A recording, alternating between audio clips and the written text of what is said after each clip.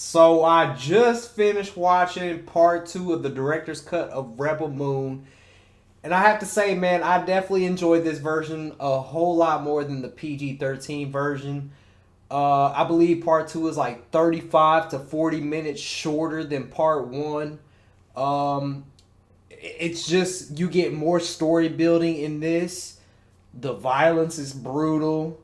You get, hey, I ain't gonna cap, man. It's about a 3 to 5 minute sex scene in this. I ain't gonna lie. I was like, woo, it's getting a little hot in here. One of them, and one thing I always wondered as an actor, because we're all humans. Like, when you watch this sex scene with the main character, Cora, and the man, you know, you see a lot of breasts, the guys grabbing the breasts, all this stuff's going on. Me personally, I'd be like, we're all human, man, and I know, and I do know that as actors, they do weird things to like cover themselves up, like when they're doing those type of scenes, the real private areas or whatever.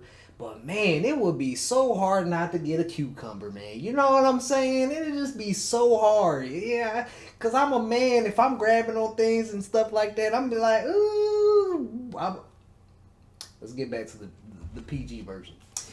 But this movie was fun, man. Listen, the movie was fun. I had a lot of time. I had a great time watching it, man. One thing I forgot to say in part one, there is an MMA fighter in there. If you're big into MMA, I ain't gonna spoil who it is, but it was actually a pretty cool thing. I forgot to mention that yesterday. Now, watching the part two of this, am I the only one that kind of like, when you listen to the scores of the music, is it just me, or does it kind of sound like BVS and Justice League, except it's kind of like they twisted it a little bit. To me, it just sounds like Zach kind of used like the same score, but he twisted it up a little bit, and I'm fine with that because I thought it fit perfectly. But am I the only one that thought about that, or when you hear it, you thinking that like, wow, this is kind of similar? But yo, man, part two was good, man. I think I gave part one yesterday a 8.5, something like that. I'm gonna give this one a 9. This one was really brutal. The first one, it's kind of hard to say this was more brutal because, my goodness, part one was crazy with the killings. But part two had some killings in it, and I was like, wow, this stuff is like really like, you ever play Mortal Kombat and you hit them fatalities, you see the bones breaking and all that, it's just wild. But the villain in this he dies way worse than he did in the PG version. And I love the fact that we got to get the backstory on all the heroes, if you want to call them that. General Titus, Tarek, and all of them. We got the backstories on them, so we got the more character development and building. I do like the fact of that. The only thing I will say about this is because the two movies, I ain't gonna lie, they are so long. Even though I enjoy them, they are long. I feel like I would like to see it maybe in episode format. I think that'd be a lot better for people in general, because a lot of people don't have 2-3 hours to watch a movie. So I feel like if it was made into like a episode format, I think that'd be better. Do I want to continue to watch the Rebel Moon universe? Absolutely. I want to watch the real version. I don't want to watch the PG version. The PG version, I ain't gonna lie, I gave it like a 5 or a 6, somewhere around there. It was okay. It was mid, but it was like, I'll watch it once and that's about it. Like I said yesterday when we finished part one, I can go back and watch this again.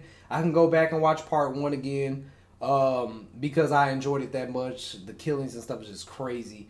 But man, overall, I had a way better experience watching the director's cut. And I was gonna say this yesterday too. I feel like Netflix knew Zack Snyder has this thing with the director's cut, and I think they were just trying to capitalize on it, which I don't blame them, man. And honestly, that's Zack's thing, man. Release the director's cut. Might as well give off a different version, make some money off that one, then have the director's cut come out, because that's what Zack is known for now. I mean, that's his signature, I'll say. That's his signature. And hey, if it works, it works. But yeah, the director's cut was way better. That's why I really didn't judge the PG versions too harsh, because I was just like, that's not what Zack wanted to put out, so I'm not really going to sit here and Yeah, Zach sucks. I would never say that because I think he's one of the GOATs. But I already knew his true visual was in the rated R version, and we got to see that clear as day. So I do want to continue to see this universe.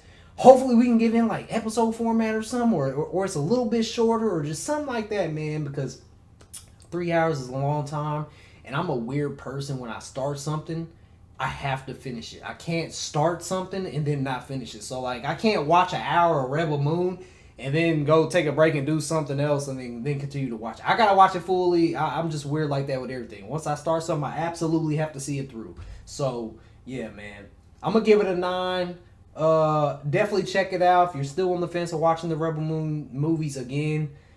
Trust me, way different movies than the PG-13 versions. Way different.